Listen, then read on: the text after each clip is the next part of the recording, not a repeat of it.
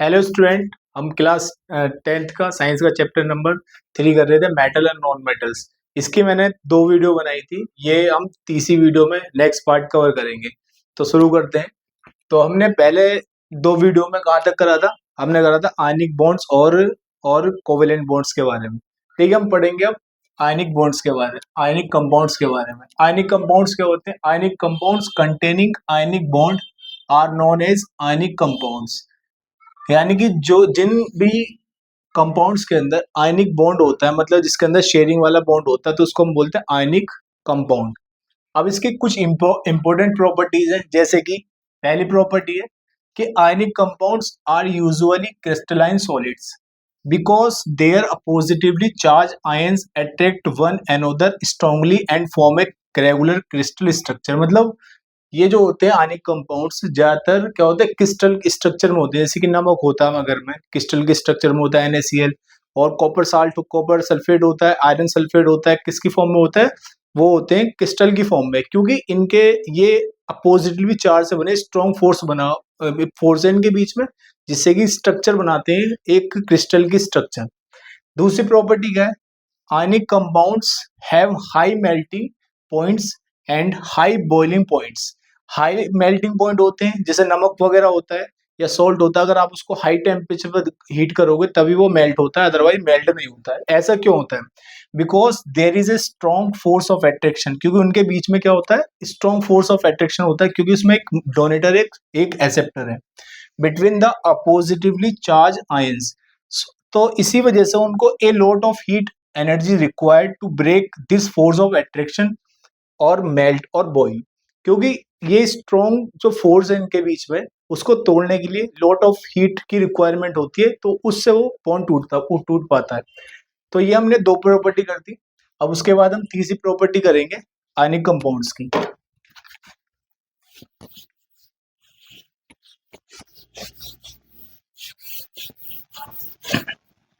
देखिए तीसरी प्रॉपर्टी क्या है? जो आयनिक कंपाउंड्स होते हैं ना, वो जो वाटर होता है उसमें सॉल्युबल होते हैं, यानी कि ionic compounds are soluble in water but insoluble in organic compounds such as, यानी कि ऑर्गेनिक कंपाउंड कौन कौन जिसमें ये इसमें सॉल्युबल नहीं तो घुलते नहीं है, जैसे कि एग्जांपल बेंजीन, ईथर, मिट्टी का तेल, कैरोसिन, ETC और भी वो होते हैं कंपाउंड्स। ऐसा होता क्यों है? मतलब आयनिक जैसे नमक वगैरह होता है, अगर आप उसको पानी में डालोगे तो घुल जाएगा, लेकिन अगर मिट्टी के तेल में, कैरोसिन में, पेट्रोल में डालोगे तो घुलता नहीं है। ऐसा इसलिए होता है क्योंकि जो आयनिक कंपाउंड्स होते हैं जो पानी में सोलेबल क्यों होते हैं, क्योंकि वाटर का जो एक डाइलेक्ट्रिक कांस्टेंट होता है, डाइलेक्ट्रिक कांस्टेंट का मतलब होता है पानी के अंदर एक ऐसी प्रॉपर्टी होती है, वो इनके जो आयनिक बॉन्ड होता है इसके चार्ज के बीच में जो फोर्स होता है उसको वीक कर देती है। मतलब हम बोल सकते हैं कि वाटर का डाइलेक्ट्रिक कांस्टेंट ज्यादा होता है, यानी कि ऐसा बोलेंगे हम, because water has high dielectric constant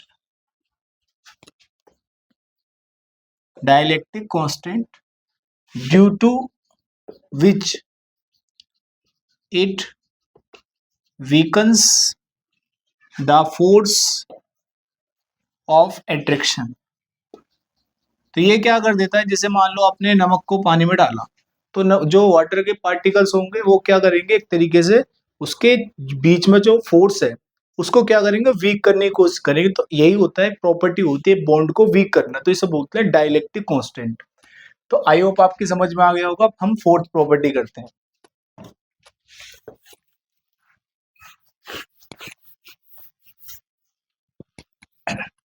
देखिए ये पेपर में आ जाती है, इंपॉर्टेंट प्रॉपर्टी है काफी आयनिक कंपाउंड्स की।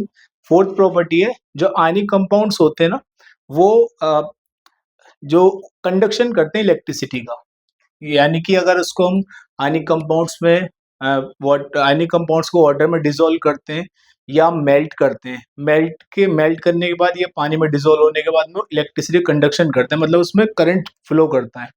यानी कि इसको कैसे लिखेंगे हम? आयनिक कंपाउंड्स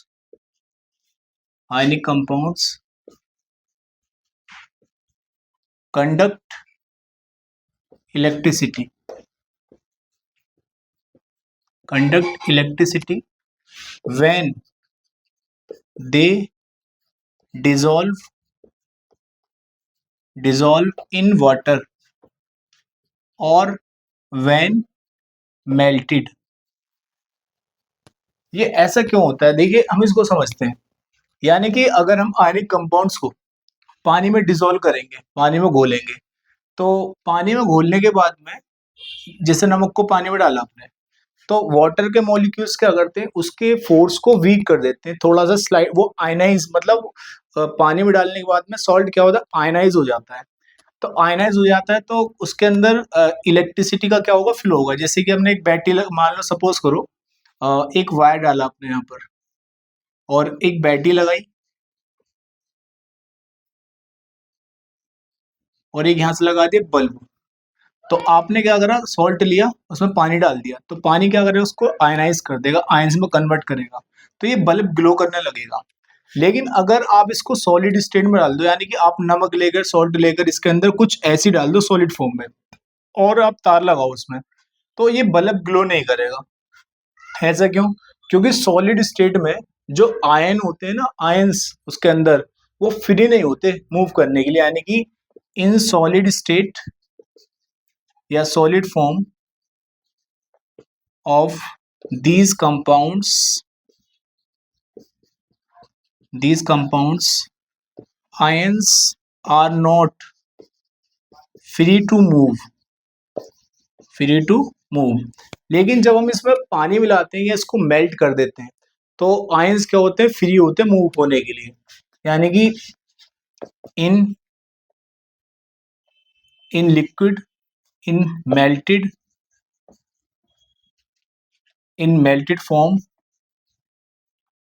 और when dissolve in water, ions are free to move, so it conduct electricity। तो इसके अंदर किसका फिल होगा, इलेक्ट्रिसिटी का फिल होगा। देखिए हमने ये चार प्रॉपर्टी कर ली। अब हम पढ़ते हैं next, covalent compounds.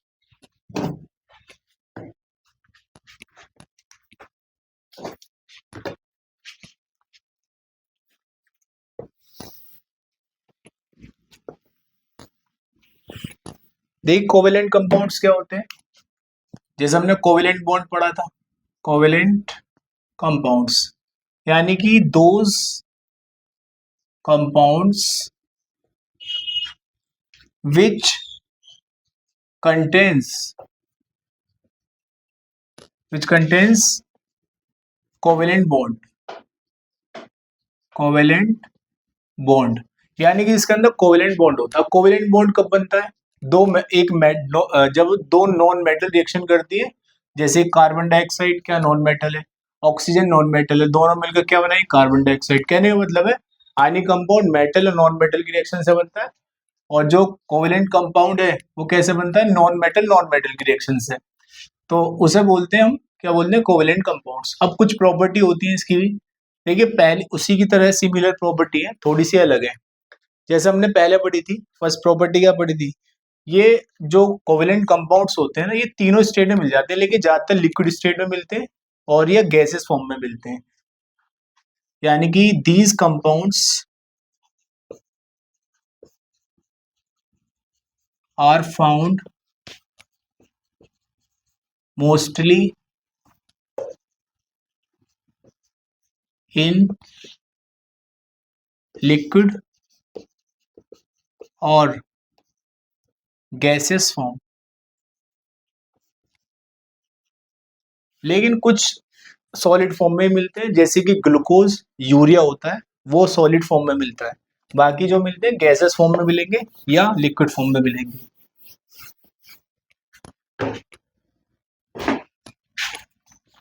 Second property है इसकी कोवेलेंट कंपाउंड्स की। देखिए जो कोवेलेंट कंपाउंड्स होते हैं, जैसे हमने पहले जो पढ़ी थी आयनिक कंपाउंड से, पहली प्रॉपर्टी हमने ये पढ़ी थी कि जो कंपाउंड्स होते हैं वो उनकी स्टेट पढ़ी थी, और दूसरी प्रॉपर्टी पढ़ी थी हमने अ, देखिए दूसरी प्रॉपर्टी क्या है, कोवेलेंट कंपाउंड्स जो होते हैं ना वो इलेक्ट्रिसिटी का कंडक्शन नहीं करते। Covalent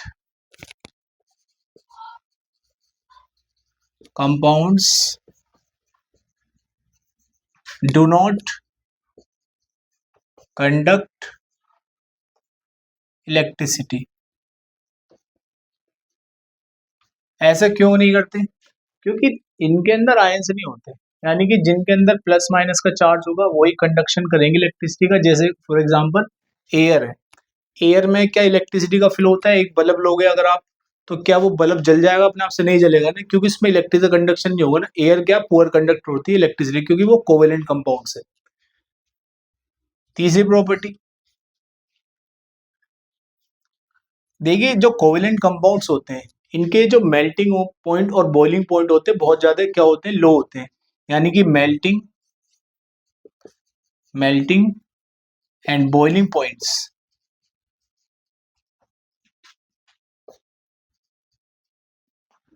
melting and boiling points of covalent compounds are very low। इनके जो कोवेलेंट कंपाउंड्स के जो मेल्टिंग पॉइंट होते हैं और जो बॉइलिंग पॉइंट्स होते हैं वो क्या होते हैं, बहुत कम होते हैं। ऐसा इसलिए होता है क्योंकि ये शेयरिंग का बॉन्ड होता है। किसका होता है? शेयरिंग का बॉन्ड। जैसे मतलब इसमें जो एलिमेंट्स हैं वो शेयरिंग करके बॉन्ड बना रहे हैं कि जैसे आप तो ये बॉन्ड बहुत जल्दी टूट जाता है। जैसे एग्जांपल, अगर आप जैसे पेट्रोल या केरोसिन या थिनर को हाथ पे लेते हो तो आपकी बॉडी के टेम्परेचर से वो क्या होता है, वेपोरेट हो जाता है, ठंडा ठंडा लगता है आपको, क्योंकि उसका जो बॉन्ड है ना बहुत ज्यादा वीक बॉन्ड है, तो वो आपकी हीट, आपकी जो बॉडी की एनर्जी से टूट जाता है, तो इजीली ब्रेक हो सकता है वो बॉन्ड।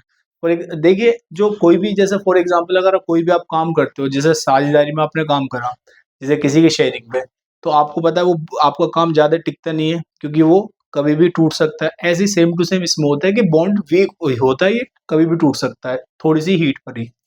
अब देखिए फोर्थ प्रॉपर्टी है, जैसे हमने उसमें पढ़ी थी फोर्थ प्रॉपर्टी, ये जो कोवेलेंट कंपाउंड्स होते हैं ये जो वाटर के अंदर तो इंसोलेबल होते हैं, घुलते नहीं है, लेकिन जो ऑर्गेनिक कंपाउंड्स होते हैं जैसे कि ईथर, कैरोसिन, तो उसमें क्या हो जाते हैं, इसमें उसमें घुल जाते हैं। तो इसको ऐसे लिखेंगे, कोवेलेंट कंपाउंड्स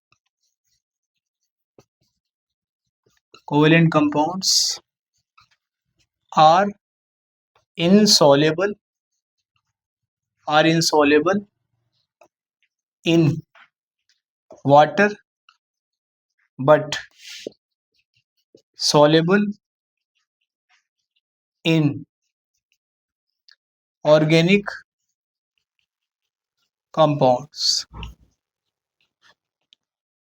जैसे देखा होगा आपने, ये जो जैसे केरोसिन भी क्या होता है, कोवेलेंट कंपाउंड है, और मतलब शेयरिंग का बॉन्ड बनता है कई इनमें। जैसे कार्बन डाइऑक्साइड होगी, अमोनिया होगी, ये जो होते हैं ना ये पानी के अंदर घुलते नहीं है, समझे? तो ये किसमें डिसॉल्व होते हैं? ये होते हैं ऑर्गेनिक कंपाउंड्स में, ईथर में, बेंजीन में, केरोसिन में। ठीक है, ये हमारी प्रॉपर्टी होगी चारों। अब आगे चलते हैं।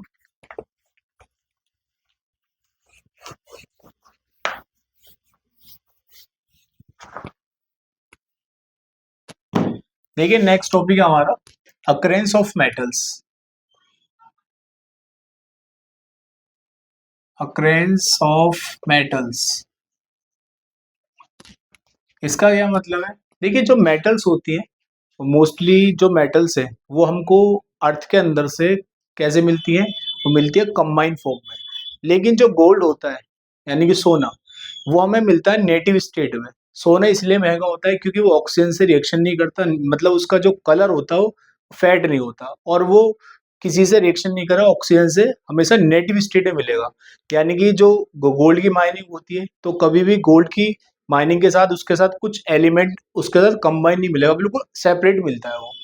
यानी कि जो मेटल्स, हम ऐसा बोल सकते हैं, जो मेटल्स जो रिएक्टिविटी सीरीज में कॉपर से मतलब कॉपर से ऊपर आती है, वो किसी न किसी के साथ कंबाइन फॉर्म में मिलती हैं। जैसे सोडियम में ये तो बहुत ज़्यादा रिएक्टिव मेटल्स होती है तो कंबाइन फॉर्म में मिलेंगी।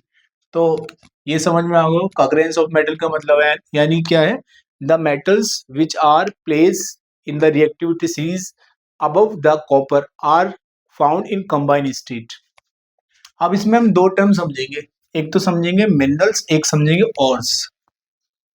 मिनरल्स, ऑर्स। देखिए मिनरल्स क्या होते हैं, the natural material, the natural materials in which metals or their compounds, यानी कि the natural material in which metals or their compounds are found in earth, found in are found in earth,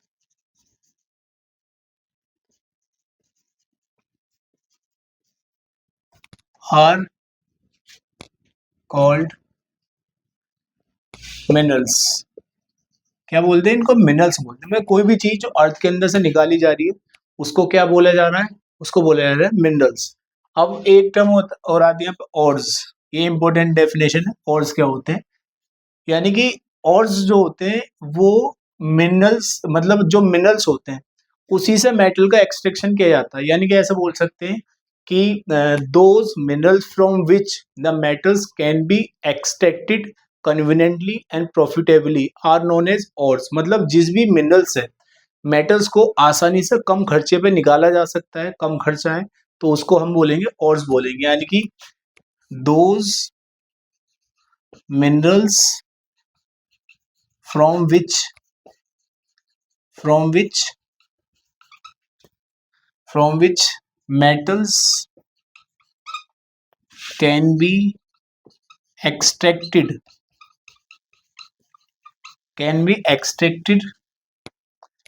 in